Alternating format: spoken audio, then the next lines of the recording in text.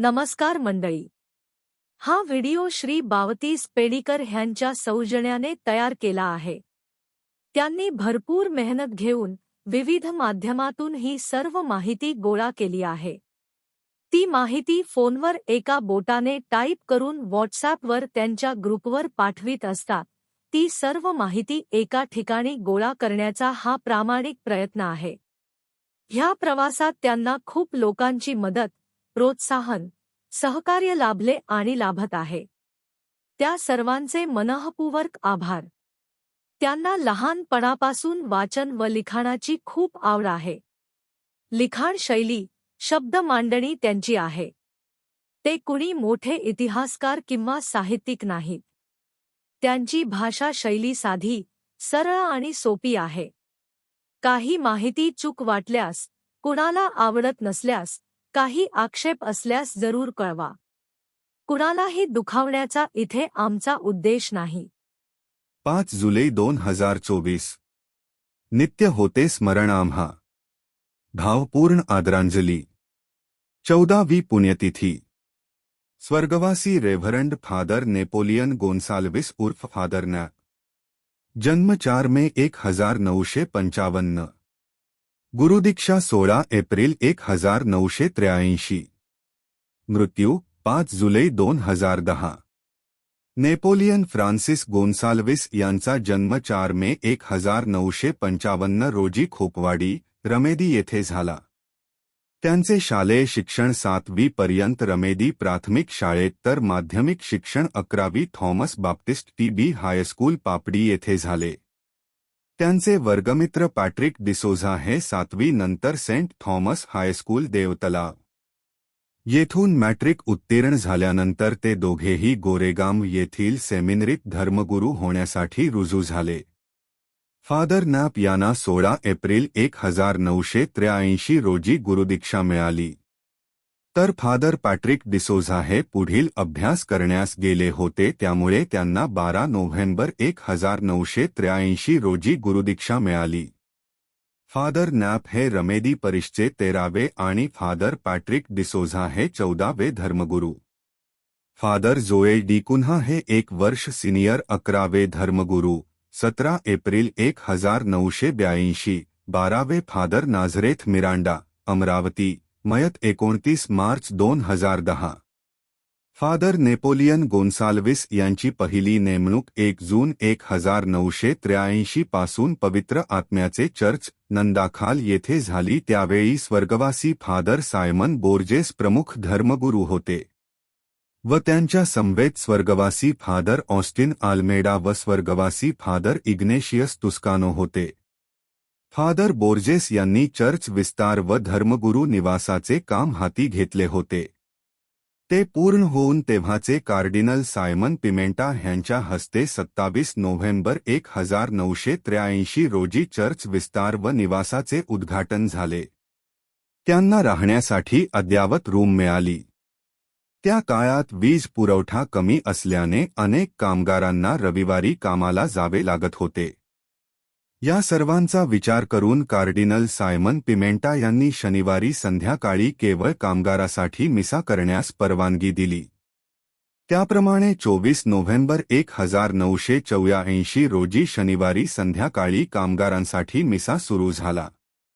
स्वर्गवासी father Napoleon Gonsalves व स्वर्गवासी रेमंड तुस्कानो, फादर मायकल डिकॉस्टा व अन्य 5 मिळून 8 ब्रदरांना कार्डिनल सायमन पिमेंटा ह्यांच्या हस्ते 16 एप्रिल 1983 रोजी गुरु दीक्षा दिली गेली होती. फादर जॉनी डिसिल्वा, स्वर्गवासी फादर प्रसाद परेरा व फादर लेस्ली आल्मेडा, गिरीजकर यांची बदली झाली होती आणि फादर नॅप व फादर ऑस्टिन आल्मेडा यांची नव्याने नेमणूक करण्यात आली होती. फादर नॅप 28 वर्षाचे तरुण. त्यांना सर्व तरुण प्रिय झाले होते. 25 जून 1983 रोजी भारताने वेस्ट इंडीजचा पराभव करून क्रिकेट विश्वकप जिंकला. 21 सप्टेंबर 1983 रोजी रात्रीची क्रिकेट मॅच भारताने पाकिस्तानचा पराभव करून ती मॅच जिंकली. हे वरील प्रसंग तरुणांमध्ये काम करण्यासाठी त्यावेळी महत्त्वाचे होते. त्यांच्याच प्रेरणेने आमच्या पेडी गावात नाताळ गोठा 1983 तयार करून सार्वजनिक कार्यक्रम आयोजित करण्यात आले होते. 13 फेब्रुवारी 1984 रोजी पेडी गावात सार्वजनिक मिस्साचे आयोजन करण्यात आले होते. एप्रिल 84 ते ऑगस्ट 84 या 4 महिन्यात उमराळ वलंबाव येथील सांजाव मास्टर घोसाळकर यांच्या 3 मुलांचे विल्सन, लीला, मीना व पत्नी रोजीचे गूढरित्या मृत्यू झाला होता. सर्वत्र घबराटीचे वातावरण होते. त्यावेळी father Simon Borges, father nap, doctor Deshmukh, S.K. बाबा, बावतीस पेडीकर, अंतोन मास्टर, मायकल तुस्कानो आम्ही जीवावर उदार होऊन त्यांच्या मदतीला झोकून दिले होते. डॉक्टर आजगावकर व हाफकिनमधले डॉक्टर शिरोडकर व इतर अधिकारी यांच्या मदतीने ते भुताटकीचे प्रकरण नसून हायपेटायटिस बीची साथ होती. अनेकांनी लसी घेतल्या होत्या.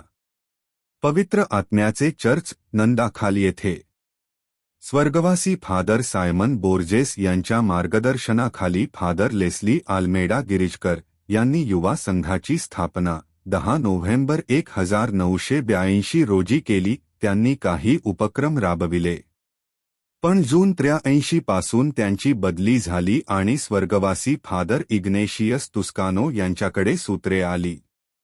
एका वर्षात जून 84 पासून त्यांची बदली गोराई येथे झाली आणि स्वर्गवासी फादर नेपोलियन गोन्सल्विस यांच्याकडे युवा संघाची जबाबदारी सोपविण्यात आली होती. युवा संघातर्फे 2 उल्लेखनीय बाबी: पडई ते वाडी उंगणभाट ही पायवाट दगड विटा राबीत टाकून जण्या येण्यासाठी योग्य केली. 1984 मध्ये उमराळे वलंबाव येथील संजावम मास्तर यांची 3 मुले आणि पत्नीचे अचानक मृत्यूला सामोरे जावे लागले. त्यावेळी युवा संघाने चांगला निधी जमवून फादर बोर्जेस व फादर फ्रान्सिस दिब्रिटो यांच्या समितीकडे सुपूर्द केला होता. युवा संघातर्फे इतर अनेक उपक्रम राबविले गेले. फादर नेपोलियन यांनी जागतिक युवा संमेलन जे युरोप येथे 1985 साली वसईतील 2 प्रतिनिधी डॉमिनिका डाब्रे मॅडम गिरीज व फ्रान्सिस लोपिस नंदाखाल बावखाल यांना पाठविले होते. त्यानंतर 1989 साली अँड्रू लोबो अगाळी, नंदाखाल आणि 1996 साली रेमंड रुमाव, नंदाखाल यांना पाठविण्यात आले होते.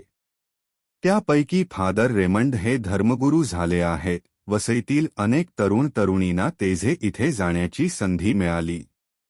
फादर नेपोलियन हे तरुण होते आणि ते तरुणांमध्ये वावरत होते, मात्र त्यांनी ज्येष्ठाकडे कधी दुर्लक्ष केले नाही.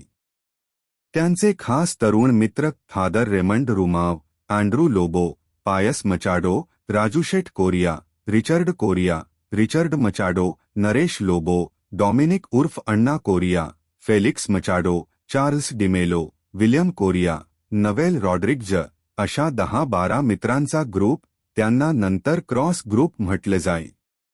त्यांच्यापैकी फादर रेमंड रुमाव, फ्रान्सिस लोपिस, अँड्रू लोबो हे तेजे इथे जाऊन आले आहेत. दरवर्षी तेजे युरोप येथे आंतरराष्ट्रीय ख्रिस्ती युवा संमेलन भरते आणि तेथे वसईतील 1-2 युवक प्रतिनिधी पाठविले जातात. फादर नेपोलियन यांनी नंदाखाली कोरेस्मात शेवटच्या आठवड्यात एक संध्याकाळ तेजे प्रार्थना देवळात अल्तरावर विशेष देखावा तयार करून तसेच काळोख करून फक्त पणत्या लावून सॅक्रामेंटची आराधना, प्रार्थना, गीते गायली जातात. 1.5-2 तास हा कार्यक्रम, त्यामध्ये कुमसार सुरू केले होते. लोकांना ही प्रार्थना भावली. दरवर्षी तेजे प्रार्थना देवळात आयोजन केले जाते तेव्हा फादर नॅपची आठवण केली जाते. जेलाडी अडले तलाई येथील सर्व युवकांना त्यांनी एकत्र केले. तेथील ताज संघाची स्थापना केली आणि वटार शाळा ते रानपट्टीपर्यंत 4 रस्ता डांबरी करण्यासाठी उत्तेजन दिले. तेथील युवक आणि ज्येष्ठ नागरिक एकत्र आले. आमदार डॉमिनिक घोन्साल्विस व कॅथोलिक बंकेच्या सहकार्याने तो रस्ता डांबरी करण्यात आला. तो वसईतील पहिला सार्वजनिक डांबरी रस्ता. त्याचे उद्घाटन 2 जून 1985 रोजी मंत्री सेलिन डिसिल्वा यांच्या हस्ते थाटामाटात करण्यात आले होते. त्याच दिवशी बावतीस ब्रिटो, गोबर गॅसवाले यांच्या घराचे उद्घाटन देखील झाले होते. त्यानंतर अनेक गावात डांबरी रस्ते करण्यात आले. 7 व 8 नोव्हेंबर 85 रोजी एकांकिका नाटकाच्या स्पर्धा आयोजित करण्यात आलेल्या. 10 नोव्हेंबर 85 रोजी 3 या वर्धापन दिनी मला अध्यक्ष करण्यात आले होते. त्याला एक कारण होते. 40 वर्षापूर्वीची गोष्ट आहे. आपल्या धर्मग्रामतील एक तरुण मुलगा हृदयविकाराने आजारी होता. त्याची घरची परिस्थिती गरीब होती. एके दिवशी रात्री 8 वाजता मी कामावरून घरी आलो होतो. फादर नॅप युवा संघाचे अध्यक्ष रॉबर्ट डिसोझा यांना घेऊन माझ्या घरी आले. त्या मुलांविषयी चर्चा झाली.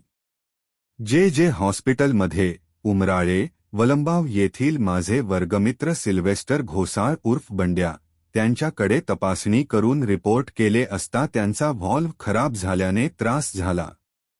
सरकारी हॉस्पिटल ऑपरेशन व इतर सर्व सुविधा फ्री, पण व्हॉल्व्ह इम्पोर्टेड म्हणून 15,000 रुपये खर्च होईल असे सांगण्यात आले.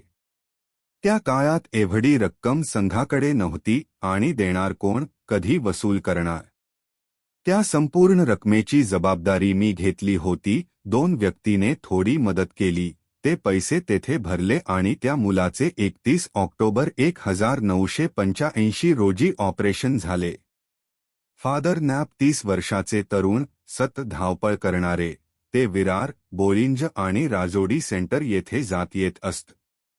20 नोव्हेंबर 85 रोजी फादर बोर्जेस व फादर नॅप दोघे स्कूटरवरून विरारला जात असताना बोळिंज येथे त्यांचा स्कूटर अपघात झाला. दोघे जखमी झाले. त्यांना सरकारी हॉस्पिटल विरार येथे नेण्यात आले. प्रथमोपचार झाले. फादर नॅप यांना जास्त त्रास झाला म्हणून त्यांना मुंबईला नानावटी हॉस्पिटलमध्ये ॲडमिट करण्यात आले. तेथील उपचारानंतर ते बरे झाले आणि आपली सर्व कामे करू लागले. 9 फेब्रुवारी 1986 रोजी पोप जॉन पॉल दुसरे यांची मुंबई आणि वसई येथे भेट व 6 एप्रिल 86 रोजी मदर तेरेसा ह्यांची वसई आणि नंदाखाल येथे भेट. त्यावेळी येथील भाविकांना ने-आण करण्यासाठी आवश्यक ते सर्व प्रयत्न त्यांनी केले होते. 31 मे 86 रोजी father Simon Borges, father Austin Almeida व फादर राफाएल मुंतेडो यांची बदली झाली व फादर एडविन कोलासो, नंतर बिशप स्वर्गवासी फादर जो गोन्साल्विस व फादर जेम्स डिकोस्टा आले. फादर नॅपकडे तिन्ही सेंटरचे पूर्ण जबाबदारी सोपविण्यात आली. 2 आठवणी. 8 जानेवारी 1987 रोजी माझ्या लग्नाचा 20 वर्धापन दिन. मी त्या निमित्ताने आदल्या दिवशी बजाज चेतक स्कूटर खरेदी केले. 6 महिने अगोदर बुकिंग फॉरेन करन्सीवर आणि 8 जानेवारी 87 रोजी फादर नॅपकडून आशीर्वादित केले. तेव्हा ते माझा भाऊ सायमन यांना सांगितले की अण्णाला स्कूटर चालवायला शिकवा. त्यांनी अनेक वेळा प्रयत्न केले पण मला काही जमले नाही. 2 वेळा पडून खरचटले म्हणून मी सोडून दिले. आज मला त्यांची नेहमी आठवण होते. आपल्या परिसरातील एक नावाजलेले मोठे उद्योजक स्वर्गवासी अंतोन तुस्कानो घोसाळी यांनी मुंबईच्या स्टिलेज कंपनीचा राजीनामा देऊन स्वतःची गार्डवेल कंपनी सुरू करण्याचा निर्णय घेतला आणि तो अंमलात आणला. 23 फेब्रुवारी 1987 रोजी वालिव वसई येथे फॅक्टरी सुरू केली. त्याचा आशीर्वाद विधी फादर नेपोलियन गोन्साल्विस यांनी केला होता. आज त्या कंपनीची भरभराट सुरू आहे. 23 फेब्रुवारी 1987 रोजी गार्डवेलचे इवलेसे रोपटे लावले गेले ते रे फादर नॅप घोन्साल्विस यांच्या आशीर्वादाने. आज त्या इवल्याशा रोपट्याचे वृक्षात रूपांतर झाले आहे. गार्डवेल कंपनी आपल्या सुवर्ण महोत्सवाकडे वाटचाल करीत आहोत. 12 जून 1987 रोजी माझे बंधू एलियास रॉड्रिग्ज हे उद्यपूर येथे मोटरमनचे ट्रेनिंगसाठी गेले. त्यावेळी फादर नॅप यांनी त्यांना आशीर्वाद दिले. ते आपल्या वसईतील पहिले मोटरमन. अनेक तरुणांनी जावे अशी अपेक्षा त्यांनी व्यक्त केली होती. फादर नेपोलियन यांचे आणि आमचे चांगले संबंध होते. त्या काळात त्यांना काही मदत लागली तर ते यायचे. माझी आई दुमिबईचे 24 जानेवारी 88 रोजी निधन झाले. 25 जानेवारी सकाळी अंत्यविधी मिसा फादर सॉलोमन रॉड्रिग्ज व फादर नेपोलियन गोन्साल्विस यांनी केला होता. त्यानंतर त्यांनी 2-3 वेळा घरी सांत्वनासाठी भेटी दिल्या होत्या. त्यांची बहीण सिस्टर टेरेसिता या आगाशी कॉन्व्हेंटमध्ये होत्या. माझी आत्या सिस्टर जयप्रभा आणि माझी बहीण सिस्टर अभिलाषा त्याच्या संस्थेत आहे. त्यामुळे आमचे चांगले संबंध प्रस्थापित झाले. त्यानंतर सिस्टर टेरेसिता यांनी संस्थेचा राजीनामा देऊन भिवंडी येथे स्वतःचे कॉन्व्हेंट सुरू केले. सिस्टर लिओबा यांच्या व्रतविधी अमृत महोत्सवी कार्यक्रमाच्या वेळी आगाशी येथे त्या भेटल्या आणि जुन्या आठवणींना उजाळा मिळाला. विरार पूर्व आणि पश्चिम विरार भागात राहणारे आणि बाहेरून राहायला आलेल्या ख्रिस्ती भाविकांसाठी तेथे चर्च असावे असा विचार सुरू होता. 1976 रोजी चालना मिळाली. त्यानंतर काही दिवसांनी महिन्यातून एकदा मिसा परेरा हॉल येथे होत होता. नंदाखाल येथील फादर आळीपाळीने तेथे जात असत. Monsignor Tavares, Father Simon Borges, Father Edwin Colaco, Father Michael ji हे प्रमुख धर्मगुरू व Father Raphael Muntedo, Father Ignatius Tuscano, Father Napoleon Gonsalves, Father Peter Almeida, Father John Fargose असे फादर तेथे सेवा देण्यासाठी जात असत. 1993 साली डॉन बॉस्को संस्थेकडे जबाबदारी सोपविण्यात आली आणि मूर्त स्वरूप आले. फादर डॉमिनिक लुझबो डॉन बॉस्कोचे फादर पूर्ण वेळ तेथे कार्य करू लागले. 4 जानेवारी 2003 साली पूर्वेला रेझरेक्शन चर्च बांधले गेले आणि 1 फेब्रुवारी 2015 रोजी विरार पश्चिम येथे संत मदर तेरेसा चर्च उभारले गेले. तो एक इतिहास वेगळा नंतर देण्यात येईल. बोळिंज चर्च बोळिंज येथे तेथील भाविकांसाठी एक चर्च असावे असा विचार 1955 पासून सुरू होता. मोन्सिनेयर मेंडिस, मोन्सिनेयर वाज, फादर जोजेफ मिस्किटा नंतर मोन्सिनेयर तवारीस आले. त्यांनी पुढाकार घेतला. चर्चसाठी जागेचा शोध सुरू झाला. शेवटी मनुतळे येथे जागा मिळाली. तेथे एक शेड उभारून काही विधी सुरू झाले. Father Peter D'Mello, Father Johnny D'Silva, Father Milton Miranda, Father Dom Alvis, Father Prasad Pereira, Father Ignatius Tuscano, Father Raphael हे सर्व तेथे जात असत. फादर तुस्कानो यांनी काही निधी गोळा केला आणि सिस्टर जोहन्ना व फादर मायकल डिसोजा, नानभाट यांच्या सहकार्याने पक्की इमारत बांधकाम सुरू केले होते. फादर राफाएल यांच्या मदतीला फादर नेपोलियन आले. त्यांनी बोळिंज जापके गाव व नंतर गावाबाहेर नंदाखाल, नानभाट, उमराळे, वसई आणि मुंबई येथील अनेक दानशूर लोकांकडून निधी गोळा केला. चर्चचे अपूर्ण कामे, दुसरा स्लॅब, हॉल, निवास पूर्ण केली. 10 जानेवारी 1988 रोजी बिशप लिजिनुस परेरा यांच्या हस्ते ख्रिस्तराजा समाज विकास केंद्र व प्रार्थना गृह, बोळिंज असे उद्घाटन करण्यात आले. जून 89 पासून फादर नॅपची बदली झाली व त्यांच्या जागी फादर पीटर आल्मेडा आले. आरोग्यमाता सेंटर, राजोडी येथेही फादर तुस्कानो नंतर फादर राफाएल नंतर फादर नेपोलियन आले. त्यांनी चर्चच्या कुंपणाचे काम हाती घेऊन सीमा सुरक्षित केल्या. Our Lady of Nazareth community centre, Jeladi Jeladi Adle Talai येथील युवकांना त्यांनी एकत्र आणून अनेक धार्मिक, सांस्कृतिक व सामाजिक कार्यक्रम आयोजित केले आणि त्याद्वारे त्यांना सांगण्यात आले की येथे एक सेंटर उभारले पाहिजे. त्यानंतर व्हिक्टर दिब्रिटो व काही तरुण एकत्र आले आणि त्यांनी ज्येष्ठांच्या सहकार्याने एक खराबा जागा शोधून ती भरणी करून विकसित केली. आज त्या ठिकाणी Our Lady of Nazareth community centre, Jeladi सुरू झाले आहे. त्याचे उद्घाटन जरी 1 जानेवारी 2006 रोजी बिशप थॉमस डाबरे यांच्या हस्ते झाले असले तरी त्यामागची प्रेरणा फादर नाप यांची होती हे विसरता येणार नाही. सर्वसाधारण एक नियम आहे की सहायक धर्मगुरूची बदली दर 3 वर्षांनी होते. फक्त प्रमुख धर्मगुरूची 6 वर्षांनी होते. फादर नेपोलियन गोन्साल्विस हे 1983 मध्ये नंदाखली आले आणि 6 वर्षांनी 1989 साली त्यांची बदली झाली. जून 1991 रोजी त्यांची बदली सेंट पौल चर्च नानभाट येथे झाली. तेथेही त्यांनी युवा संघाची स्थापना केली. तेथे त्यांना ब्रदर जॉन कुशेर यांची साथ मिळाली. तेथे ते फक्त 2 वर्षे होते. 1993 साली त्यांची बदली युवा संचालक म्हणून गिरीज येथे झाली. युवकांमध्ये नवचैतन्य निर्माण करण्यासाठी त्यांनी आटोकाट प्रयत्न केले. त्यांचे म्हणणे असे होते की भविष्य हे या तरुणाच्या हातात आहे.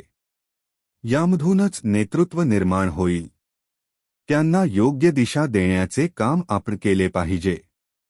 बिशप थॉमस डाबरे यांनी त्यांना ऑगस्टमध्ये लंडन येथे 3 महिन्यांसाठी पाठविले होते. 8 फेब्रुवारी 1998 रोजी संत गोन्सलो गार्सिया शताब्दी सोहळ्यानिमित्त मिरारोड पासून डहाणू पर्यंतच्या परिसरातील 2000 ख्रिस्ती युवक त्यांना दृढीकरण संस्कार देण्यासाठी वसई किल्ल्यात मोठे आयोजन केले होते. कार्डिनल सायमन, 10 बिशप आणि शेकडो फादर सिस्टर आणि भाविक यांनी उपस्थिती लावली होती. फादर नेपोलियन यांच्या नेतृत्वाखाली हा भव्य दिव्य कार्यक्रम पार पडला होता. ते जॉन मारी वियानी मायनर सेमिनरीत शिकवित होते. वरिष्ठांनी दखल घेतली आणि त्यांची 1 जून 2005 पासून गोरेगाव येथील सेमिनरीत प्राध्यापक म्हणून नेमणूक करण्यात आली. तेथे त्यांनी 2010 पर्यंत 5 वर्षे विद्यादानाचे कार्य केले. ते करत असताना त्यांना आजार सुरू झाला. संत एलिझाबेथ हॉस्पिटल, डॉक्टर डिसा हयांनी त्यांना बोन मर्रो कॅन्सरचे निदान केले.